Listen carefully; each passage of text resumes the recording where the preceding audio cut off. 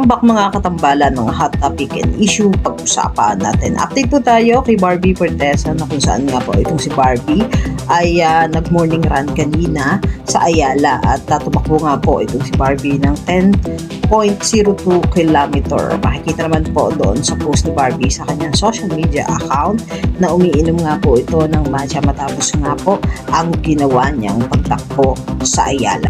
At sa post pa nga po nitong si Barbie ay makikita nga po yung ginawa niyang pagtakbo na kung saan nga po ay talaga namang nakabalik muli itong si Barbie sa ginagawa niyang routine na pag-morning run.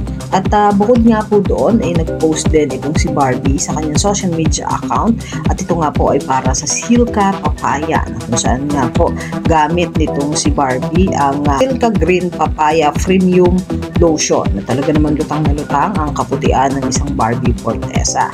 At isa pa nga po sa post nitong si Barbie ay ang naging event po niya para sa close-up na kung saan makikita nga yung ilang mga photos na sinare nitong si Barbie sa kanyang social media account na talaga namang aurang-aura doon sa mga photo na kung saan nga po ay suot ni Barbie yung pulang dress na talaga namang bagay na bagay kay Barbie. At may post pa nga rin po itong si Barbie na kasama naman niya itong si Mikey na talaga namang napakaganda nga po ng isang Barbie Fortesa. Bukod nga po doon ay may solo picture din itong si Barbie na naka-cap at naka-face mask kung saan nga po sinasabi na magkapareho nga po sila ng cap ni Jameson Blake. Yan po yung mga update natin ngayon kay Barbie. Kayo mga katambalan, ano ang masasabi nyo? Comment lang sa comment section at pag-usapan natin. Yan ang mga hot topic and issue dito lamang sa Tambalang JK.